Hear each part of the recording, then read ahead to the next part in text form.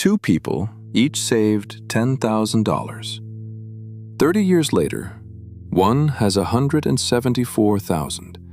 The other has less than $5,000 in real buying power. And here's the part that'll bother you. The person who ended up with less never lost a single cent. They didn't gamble. They didn't crash. They did everything we're taught to call responsible. Kept their money safe, watched it, never risked it.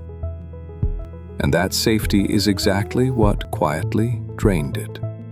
Because two forces work against your money every single day, and neither one ever shows up on your bank statement. By the end of this, you'll see them both, and you'll never look at a savings account the same way again. This is Greenprint, where we make money make sense. No hype, no shame, just the blueprint. Quick note before we start. This is education, not financial advice. Your money has two enemies that never sleep. The first eats what your money is worth. The second steals what it could have become. Let's name them both, because you cannot beat what you cannot see. Enemy 1. Inflation. Here's the trick your brain misses. A dollar isn't worth a dollar. It's worth what it can buy. And what it can buy shrinks a little every year. In the US, prices have climbed about 3% a year on average. Sounds tiny, right? Except 3% every year compounding against you is brutal. Something that cost you $1 in the early 90s costs more than $2 today. Same dollar, half the power. Now point that straight at your savings. $100 left completely alone quietly becomes about $74 of buying power in 10 years. And around 40 in 30.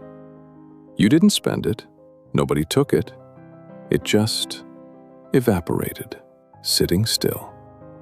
At 3%, your money's power cuts in half roughly every 24 years. Guaranteed, like clockwork. But wait, your savings earns interest, right? It fights back.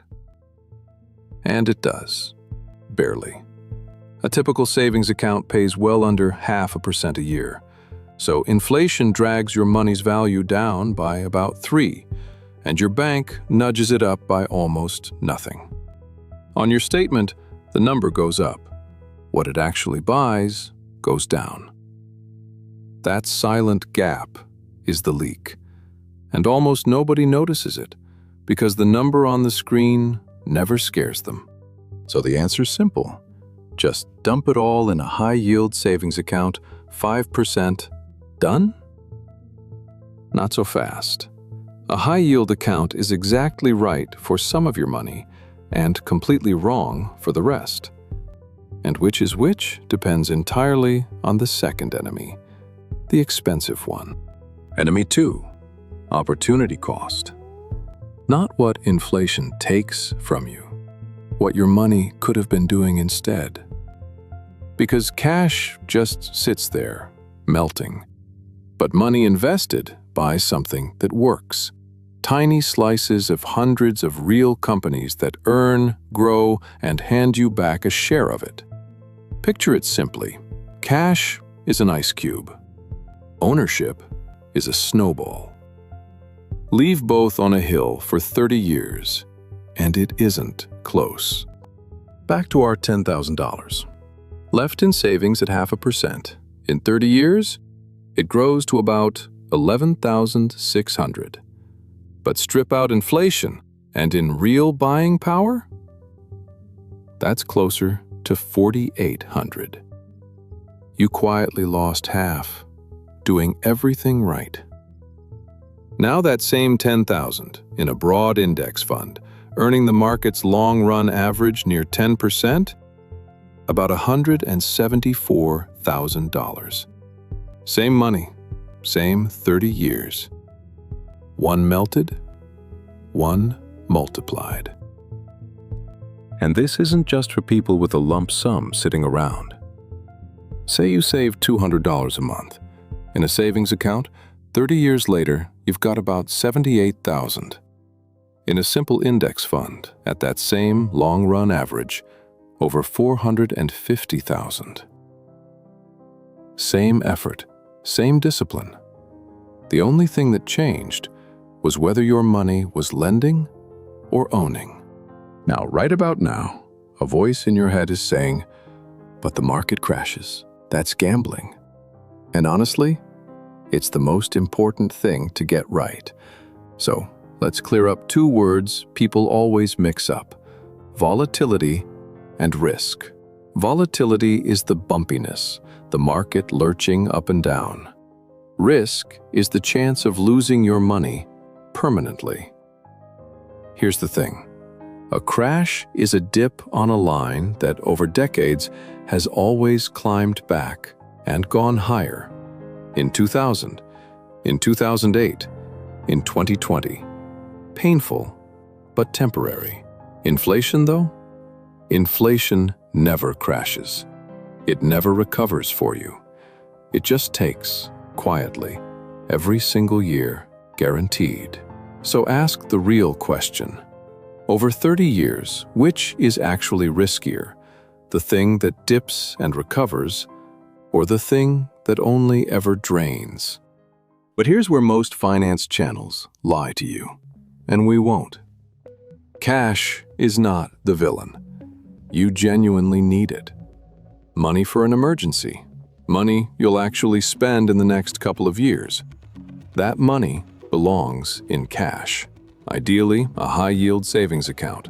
Safe, boring, and instantly there when life happens.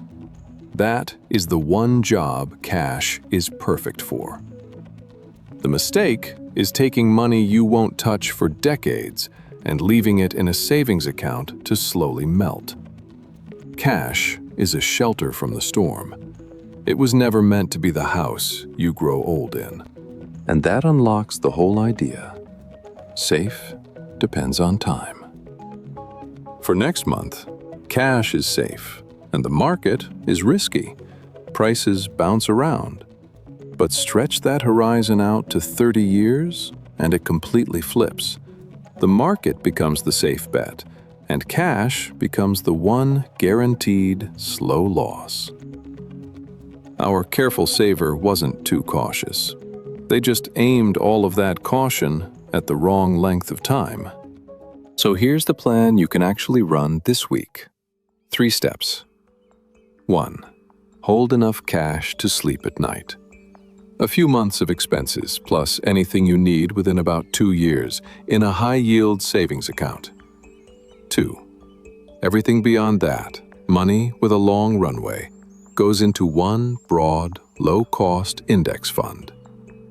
And 3. The hard part. You leave it alone. No checking it every day, no yanking it out in a scary week. And just so it's said plainly, a checking account, a sock drawer, even a plain savings account is fine for this year's money. But it is the wrong home for your 30-year money. The saver's real mistake was never a bad decision. It was a missing one. Every single year, doing nothing risky felt safe. And quietly, that was the risk. Because money doesn't wait. At every moment, it's doing one of two things: being planted or melting. There is no pause button. And the best time to move your melting money is the moment you realize it's melting. So if you take just one thing from this, keep enough cash to be safe, and stop keeping so much that you're quietly going backwards. If you want the exact amounts, how many months of cash to hold before you invest a single dollar, I put it all in the free Money Starter Kit, linked below. Next week, the boring monthly habit that quietly turns $200 into over $500,000. This is Greenprint. Money, explained so it finally makes sense.